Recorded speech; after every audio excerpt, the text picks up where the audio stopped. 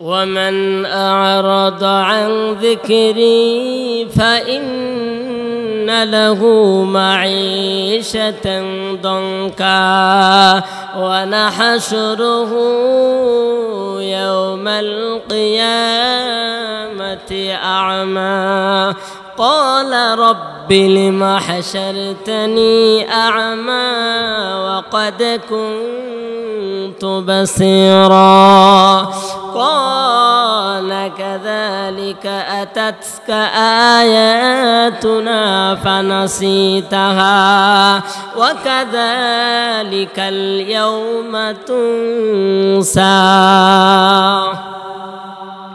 16 নম্বর পারা 19 নম্বর পৃষ্ঠা সূরাতুত তাহা এর 124, 25, 26 নম্বর আয়াতে তিনটি আয়াতের মাধ্যমে আল্লাহ রাব্বুল আলামিন খুব গুরুত্বপূর্ণ তথ্য দিলেন।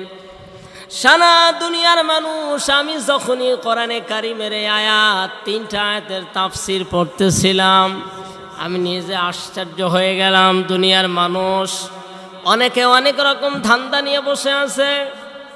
আমি মারা যাব, নামাজ কালাম টুকটাক পড়ি, ইমানও আছে, আমি জান্নাতে যাব না তো যাবে কে? আমার ভাইয়েরা, আল্লাহ রাব্বুল আলামিন তাদের ব্যাপারে দেখেন কোরআনে কারিমের আয়াত আল্লাহ নাজিল করে বলেন ওমান আরাদা আন যিকরি। আল্লাহ রাব্বুল আলামিন বলেন দুনিয়ার ময়দানে যারা আমি আল্লাহর কোরআন থেকে মুখ ফিরিয়ে নিয়েছে, আল্লাহ তাআলার বিধান থেকে মুখ ফিরিয়ে নিয়েছে। আজ এই আয়াতটা যদি বাংলাদেশের দিকে মিলাই, তাকিয়ে দেখি হাজারো মানুষ আল্লাহর কোরআন থেকে, আল্লাহর বিধান থেকে মুখ ফিরিয়ে নিয়েছে। আর তাকিয়েও দেখেন তাদের ঘর বাড়ি সংসারে কোনো শান্তি নেই। আল্লাহ রাব্বুল আলামিন বলেন ওয়াজিলাত কুলুবুহুম। আল্লাহ রাব্বুল আলামিন বলেন ওয়ামান আরাদা আন যিকরি ফাইন্না লাহু মাঈশাতান দঙ্কা। এই মাঈশাতান দঙ্কা এর ব্যাখ্যায় মুফাসসিরিনে কেরাম লিখেছেন তাদের জীবন হবে সংকীর্ণ। এখানে সংকীর্ণের ব্যাখ্যায় আল্লামা নাসিরউদ্দিন বাইজাবি রাহমাতুল্লাহ আলাইহি তাফসীরে বাইজাবিতে উল্লেখ করেছেন। তিনি বলেন তাদের হাজারো কোটি টাকা পয়সা সম্পদ থাকবে কিন্তু তার অন্তরে শান্তি থাকবে না। তাকে জিজ্ঞাসা করে দেখুন উনি মন খারাপ করে বসে আছে। মন খারাপ কেন? বলে ভাই মনে শান্তি নেই কেন? বলে ছেলে কথা শোনে না, মেয়ে অন্যদিকে চলে যায়, স্ত্রীকে যেদিকে যেতে বলি বয়স হয়েছে, এখন একটু নামাজ কালাম ইবাদত বন্দেগী করো, শোনে না। এ সর্বদা টেলিভিশন টিভি নিয়ে পড়ে থাকে।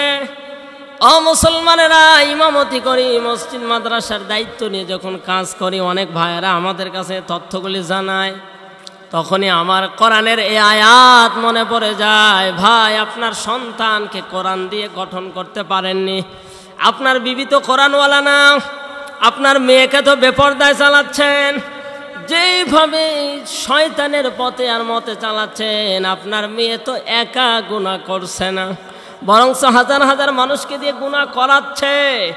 এখানে মাঈশাতান দঙ্কার ব্যাখ্যায় বলেছে রব্বুল আলামিন বলেন তার জীবন যাপন হবে সংকীর্ণ। এতটুকুন শাস্তি দিয়েই যদি আল্লাহ শেষ করে দিতেন তাও মেনে নেওয়া যাইতো। আল্লাহ রাব্বুল আলামিন তারপরে বলেন ওয়া নাহশুরুহু ইয়াওমাল কিয়ামাতি আ'মা। আল্লাহ পাক রব্বুল আলামিন বলে দুনিয়ার ময়দানে যারা আমার কোরআন থেকে মুখ ফিরিয়ে নিয়েছো, আমার বিধান থেকে ইসলাম থেকে যারা মুখ ফিরিয়ে নিয়েছ, ওদের জীবন এমন হবে, তারপরে জীবন তো সংকীর্ণ জীবনযাপন হবে, কবর সংকীর্ণ হবে। এরপরে মুফাসসির লেখেন তাদেরকে আল্লাহ রাব্বুল আলামিন হাসরের ময়দানে অন্ধ করে উঠাবেন। ওয়ানাহশুরুহু ইয়াওমাল কিয়ামাতি আমা। আল্লাহ পাক রব্বুল আলামিন কিয়ামতের ময়দানে তাদেরকে অন্ধ করে উঠাবেন। কেন অন্ধ করে উঠাবেন? এবার তারা নিজেরাই আল্লাহর কাছে বলবে ক্বালা রাব্বি লিমা হাশারতানি আ'মা ওয়া ক্বাদ কুনতু বাসীরা। ক্বালা হে আল্লাহ রব্বি, আমাদের রব প্রতিপালক, লিমা হাশারতানি, কেন আমাদেরকে অন্ধ বানালেন? আমাদের অপরাধ কি, অন্যায় কি, আমরা কি করেছি? অথচ দুনিয়ার ময়দানে তোমাদের ভালো ভালো চোখ ছিল, চোখ দিয়ে অনেক কিছু দেখেছি। আল্লাহ রাব্বুল আলামিন বলেন চোখ দিয়ে তোমরা অনেক কিছু দেখেছো। ক্বালা কাযালিকা আতাতকা আয়াতুনা, আমার আয়াত দেখো নাই, আমার বিধান দেখো নাই। ওলামায়ে কেরাম তাফসীর মাহফিল থেকে ডেকেছে, এগুলো না শুনে উল্টো আলেমদের উপরে তোমরা জুলুম আর অত্যাচার করেছো। তোমরা স্লোগান দিয়েছো হুজুর ধরো, হুজুর মারো, হুজুর দিয়ে নাস্তা করো, এমন স্লোগান তোমরা দিয়েছিলে আমার আলেম বান্দাদের বিরুদ্ধে। অথচ আমার নবী কত সুন্দর আদর করে বলেছিলেন ইন্নাল উলামা ওয়ারাসাতুল আম্বিয়া, যুগের উলামায়ে কেরামগণ যারা আহলে হক থাকবে তারা আমি নবীর উত্তরসূরি। আমার ভাইয়েরা, নবীর উত্তরসূরিদের ওপর তোমরা খারাপ আচরণ করেছ। এই জন্য আল্লাহ রাব্বুল আলামিন সেদিন টেটকাট বলে দিবে না, আজকে আমি তোমাদেরকে শুধু অন্ধ বানাবো না, বরঞ্চ আমি তোমাদেরকে জাহান্নামের আগুনে জ্বালাবো।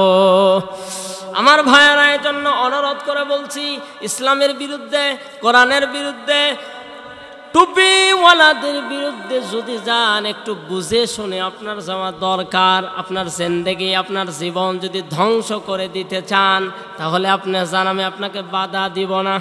তবে মনে রাখেন, আপনার জীবন, যৌবন, দুনিয়া আখিরাত সব শেষ। দুনিয়ার আনন্দ কিন্তু খুব বেশি দিন না। ওই যে দোকান থেকে একটা কিনিলাম ফুল, 100 টাকা দিয়ে একটা গোলাপ ফুল কিনলাম, অনেক সুন্দর, বাসার মধ্যে 1 দিন 2 দিন 3 দিন রাখলাম, 4 দিনের দিন ফুলটা মরে যাবে, পাতা মরা মরা ধরবে, ভালো লাগবে না, রাগ করে বাম হাত দিয়ে চাঙ্গা দিয়ে এরকম ফালিয়ে দিবেন, ওটার আর মূল্য নেই। ঠিক আমার ভাইয়েরা, আপনার এই 60-65 বছরের জিন্দেগি ওই মরা গোলাপ ফুলের মতো। আপনার যখন বয়স হয়ে যাবে, যৌবন যখন নেই, আপনার পিছনে কেউ নেই, যৌবনের বাহাদুরি কিন্তু খুব বেশি দিন টিকে না। তাই দয়া করে আল্লাহর কোরআনের পক্ষে চলে আসুন, কোরআন দিয়ে জীবন সিটিং ফিটিং করুন। আল্লাহ রাব্বুল আলামিন আপনার দুনিয়া আখিরাত গোলাপ ফুল দিয়ে ভরপুর বানায় দিবেন। তাই আমি আমার ভাইদেরকে অনুরোধ করে বলছি, আমার ভাইয়েরা, কোরআন বিরোধী, ইসলাম বিরোধী যদি হন, পরকালে আপনার জাহান্নাম ছাড়া কোনো উপায় থাকবে না। তাই অনুরোধ করে বলছি, কোরআনের পথে আর মতে আসা বসা, কোরআন দিয়ে জীবন সাজানোর তৌফিক আল্লাহ তাআলা যেন দান করেন। আমিন।